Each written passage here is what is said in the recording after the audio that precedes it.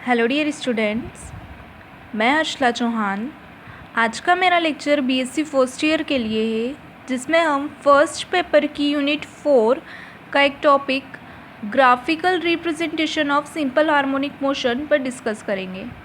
इस लेक्चर में हम देखेंगे displacement of particle in simple harmonic motion, velocity of particle in simple harmonic motion and acceleration of particle in simple harmonic motion. मतलब यदि हम consider करें कोई पार्टिकल जो सिंपल हार्मोनिक मोशन एग्जीक्यूट करता है, तो उसके सिंपल हार्मोनिक मोशन के कारण जो डिस्प्लेसमेंट, वेलोसिटी और एक्सेलरेशन होगा उस पार्टिकल का, इन तीनों टर्म्स को यदि हम टाइम के साथ वेरी करें तो किस तरह से उसके लिए हम ग्राफ शो कर सकते हैं, ये देखेंगे। सबसे फर्स्ट हम बात करेंगे displacement of particle in simple harmonic motion. तो हमने यहाँ पर कंसीडर किया एक पार्टिकल जो सिंपल हार्मोनिक मोशन एग्जीक्यूट करता है एंड इसकी मेन पोजीशन से जो डिस्प्लेसमेंट है वो स्मॉल एक्स है, जिस कारण इसकी डिफरेंशियल इक्वेशन होगी x is equal to a sin omega t। Equation first. ये इक्वेशन किस तरह से डिराइव होती है ये मैंने मेरे पिछले लेक्चर में बताया होगा। आई होप आपने मेरा इससे पहले वाला लेक्चर देखा होगा, जिसमें मैंने differential equation of simple harmonic motion derive किया था। उससे ही हमने ये इक्वेशन फर्स्ट पुट की है, x is equal to a sin omega t। Then अब हम क्या करेंगे कि जो हमारे पास डिस्प्लेसमेंट है वो स्मॉल x है। हम एक इंस्टेंट किसी क्षण t पर इसकी वैल्यूज़ को वेरी कर रहे हैं। देन हम यहाँ पर टाइम और डिस्प्लेसमेंट के बीच में एक ग्राफ प्लॉट करेंगे। तो सबसे फर्स्ट हम t की वैल्यूज़ पुट करते जाएंगे और t की वैल्यू पुट करते हुए जो x की टर्म्स आएगी हमें, वो हम यहाँ पे ग्राफ में शो करते जाएंगे। सो हमने यहाँ पर एक टेबल ड्रॉ की है टाइम और डिस्प्लेसमेंट में। यहाँ पर मैंने फेस शो किया है। जैसे हमारे पास जो टाइम है इसको हमने इस तरह से क्वाड्रेट में डिवाइड किया है। जैसे 0 से t एक पूरा साइकिल कंप्लीट करने में t टाइम पीरियड लगता है। मतलब हम टाइम पीरियड उसी को कहते हैं जिसमें 1 ऑसिलेशन या 1 वाइब्रेशन कंप्लीट होता है। तो एक ऑसिलेशन कंप्लीट करने के लिए हमारे पास यहाँ पर 0, t/4, t/2, 3t/4 and t, इस तरह से अलग अलग टाइम्स हम लेंगे। सबसे फर्स्ट हम t की वैल्यू 0 पुट करेंगे। तो t 0 पुट करने पर हमारे पास जो फेस होगा या जो एंगल होगा वो 0 एंगल होगा। तो जब हम t is equal to 0 put करेंगे, t की वैल्यू रखी हमने 0, तो x इज इक्वल टू हो जाएगा 0, क्योंकि जब हम t की वैल्यू 0 रखेंगे तो ये हो जाएगा sin 0 और sin 0 इज इक्वल टू होता है 0। So 0 into a is equal to 0। So x की वैल्यू हो जाएगी 0। जब हम t/4 के लिए निकालेंगे तो हमारे पास एंगल बनेगा 90 डिग्री का, और हम जानते हैं कि sin 90 is equal to 1। So 1 into a is equal to a। So x की वैल्यू हो जाएगी प्लस a। एंड जब हम t/2 रखेंगे तो हमारे पास एंगल होगा पाई का, मतलब 180 degree. sin 180 is equal to 0, तो ये पूरी टर्म हो जाएगी 0। देन 3t/4 जब हम रखेंगे तो हमारे पास फेस या एंगल होगा 270 का, और sin 270 is equal to -1। So -1 into a is equal to -a। As it is जब हम रखेंगे t वैल्यू, तो t के लिए हमारे पास एंगल होगा 360 डिग्री का, और sin 360 is equal to 0। So x की वैल्यू फिर से हो जाएगी 0। अब हमारे पास जो टाइम और डिस्प्लेसमेंट के वैल्यूज़ आई है उसके अकॉर्डिंग हम यदि ग्राफ प्लॉट करें, तो हमने x एक्सिस पर ले लिया है टाइम, y एक्सिस पर लिया है डिस्प्लेसमेंट।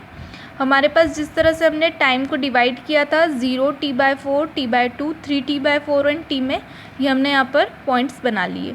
अब हमने देखा t इज इक्वल टू 0 रखने पर डिस्प्लेसमेंट हमारे पास 0 आया, इसलिए हो जाएगा 0। देन t/4 रखने पर हमारे पास डिस्प्लेसमेंट आया है प्लस a, तो हमारा ग्राफ उठकर यहाँ पर आ जाएगा। ये पॉइंट हमारा मैक्सिमम डिस्प्लेसमेंट को शो करेगा। देन फिर हमारा साइकिल आया है t/2 पर 0, तो t/2 पर ये वैल्यू फिर से हो जाएगी 0, मतलब मीन पोजीशन पर आ जाएगी। फिर हम देखेंगे 3t/4 पे हमारे पास वैल्यू है -a, सो ये टर्म आएगी यहाँ पर हमारे पास -a, मतलब मिनिमम डिस्प्लेसमेंट होगा। देन जब हम निकालेंगे t इज इक्वल टू 0, तो t इज इक्वल टू 0 पर ये प्लॉट हो जाएगा यहाँ पर। तो इस तरह से हमें यहाँ पर 1 2 3 4 5 पॉइंट्स मिलेंगे जिन पर हमारा displacement zero, maximum and minimum होता है। इसे यदि हम एक पेंडुलम के थ्रू समझें तो ये हमारा पेंडुलम जिसकी मीन पोजीशन है, वन ऑसिलेशन कंप्लीट होने के लिए ये सबसे फर्स्ट यहाँ पर डिस्प्लेस होगा जो +x है, मतलब फर्स्ट पॉइंट हमारा ज़ीरो मीन पोजीशन पर, फिर डिस्प्लेसमेंट हुआ +x +a, फिर हमारा जो पेंडुलम है वो वापस से उसकी मीन पोजीशन पर आया, मतलब t/2 पर फिर से ज़ीरो, फिर ये जाएगा लास्ट पॉइंट पर, लास्ट पॉइंट मतलब minimum displacement x =-a, and फिर ये वापस से अपनी मीन पोजीशन पर आएगा t पर। तो इस तरह से हमारा वन साइकिल कंप्लीट होगा। तो ये इस तरह से एक displacement time graph simple harmonic motion का शो है। एज इट इज़ हम निकाल सकते हैं वेलोसिटी और एक्सेलरेशन के लिए।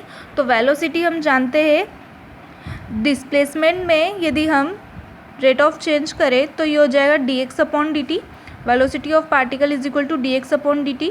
x की वैल्यू पुट करेंगे a sin ωt, जब इसका डिफ्रेंशिएशन करेंगे वैल्यू हो जाएगी a ω cos ωt।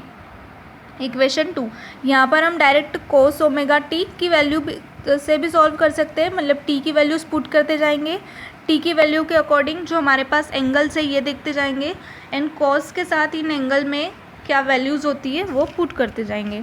या फिर हम यहाँ पर cos ωt का फॉर्मूला अप्लाई कर सकते हैं, √1 - sin² ωt।